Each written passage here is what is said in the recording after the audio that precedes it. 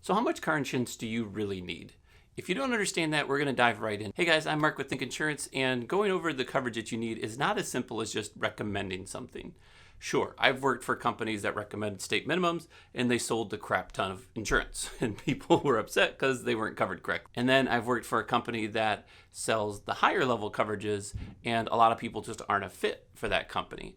And so there's two different spectrums of where people think that people should be covered and where they shouldn't. It really depends on the individual person. What we've seen on this channel is called a profile. So if you've watched any of my previous videos, you'll notice that I say the word profile a lot. That's something I've kind of coined, so to speak, that is essentially the person's book of data. So it's their risk profile, which is what the insurance companies really base prices on. And in all honesty, most people are just looking for the best price. That's the reason this channel is here and thriving, because it's confusing.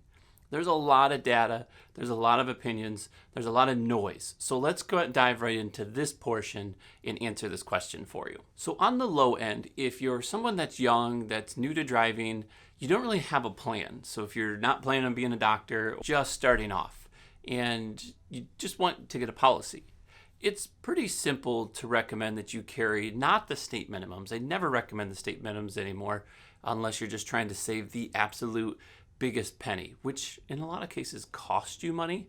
We'll dive into that on a separate video. In some states like Michigan, they actually have upped their state minimums, which was great, which helps a lot of people to get the better coverages. And in turn, the companies usually adjust their prices to be competitive, and that helps everybody.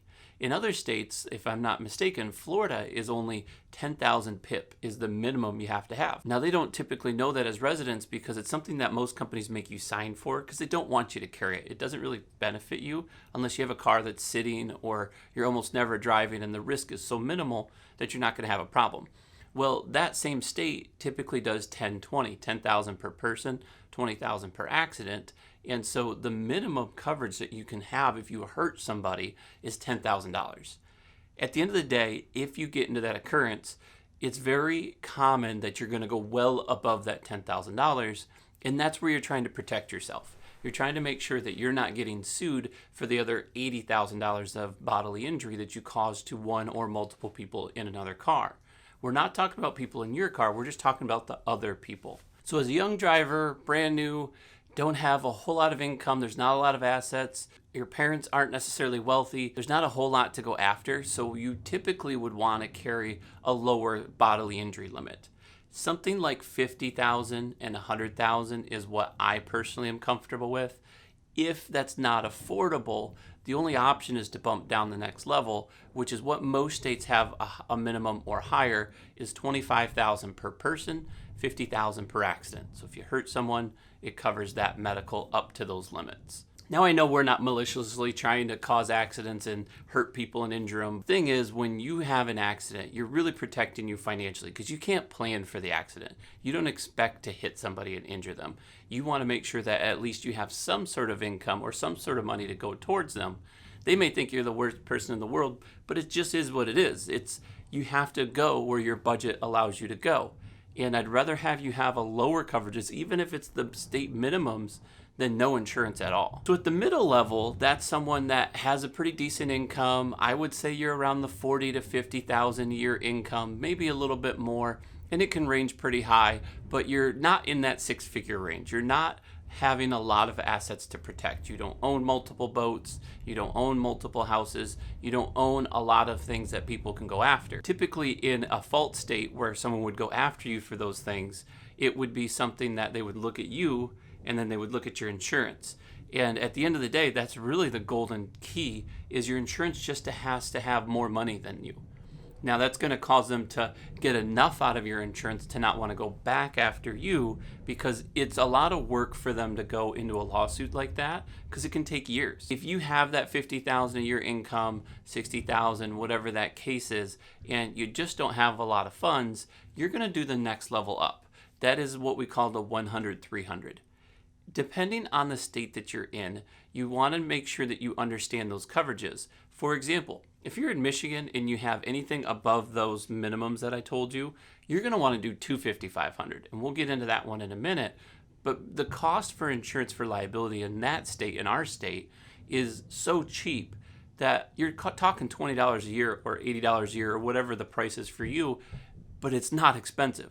In other states like Florida and California and Texas and things like that, those states have a heavier emphasis on the bodily injury because they don't have what's called a no-fault system where everybody has their own medical or chooses their limits. They have the system where if you hit somebody, your insurance pays that person. Well, in ours, it pays them in the background. So in those states where you have that ability to have a big payout, you want to have the right coverage there. Now, at this point, it's a great spot to tell you that we should be careful that you got to plan ahead. If you're entrepreneurial like I am, you've probably read the book Begin with the End in Mind. And that book teaches you how to plan ahead and start from where you want to be and the steps it takes to get there. If you're that type of person and your end in mind has a lot of income or has a lot of assets, you may want to start upping those coverages as you can afford them.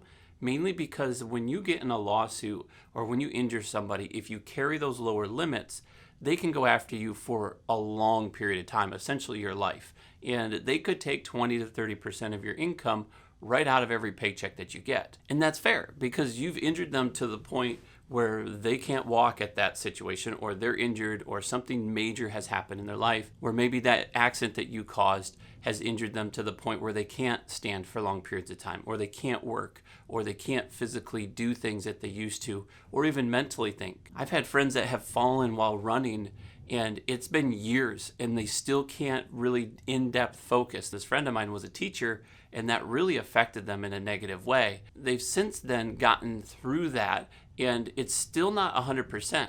But if that was a car accident and somebody caused that, if you did that to me, I want everything paid for. I want my loss of income paid for, my future, like anything that I need, any medical attention. If your bodily injury limits only were $10,000 for me and I have $3 million worth of debt now, I'm going to have you pay for that. So going into the wealthy, you guys need a lot more than just a basic policy. And there's a part that I didn't mention in the previous section, which is more the middle class level.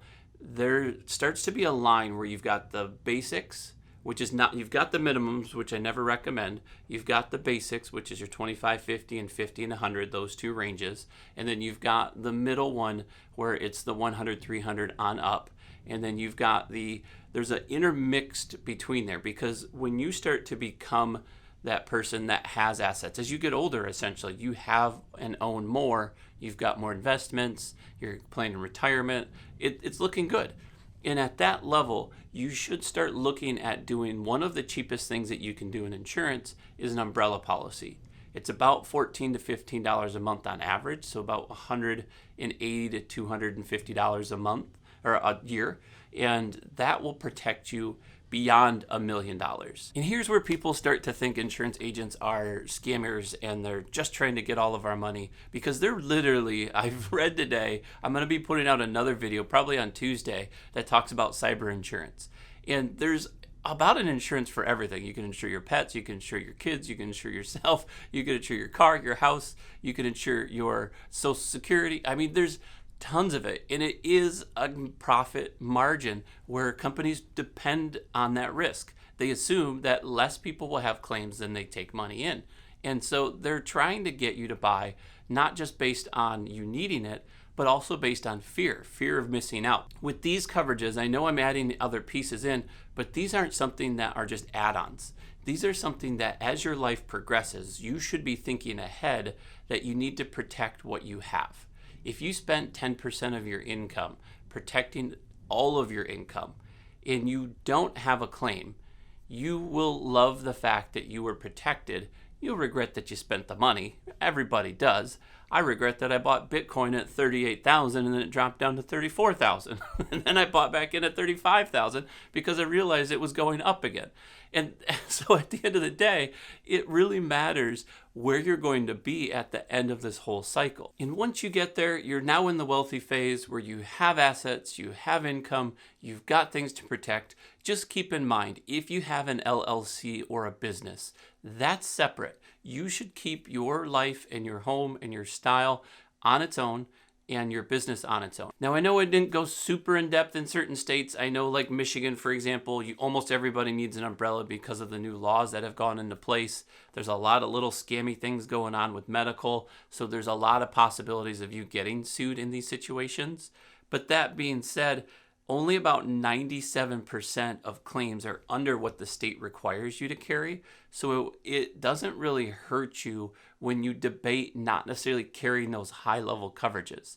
It really depends on where your situation is, what type of plan you have for the future, and what company you want to work with. So the last part is, I know a lot of you have mentioned that you wanted to donate or give funds to me. I don't have this channel sponsored, so their income is strictly off of Google AdSense. I thought I'd at least give you guys a link if you're interested. I'll put it below. It's called buymeacoffee.com/Mark Flockhart. If you're interested, you can give $5, $10, whatever the case is. If not, not a big deal. All right, guys, I hope this was helpful. I am Mark with Think Insurance. I will see you in the next one.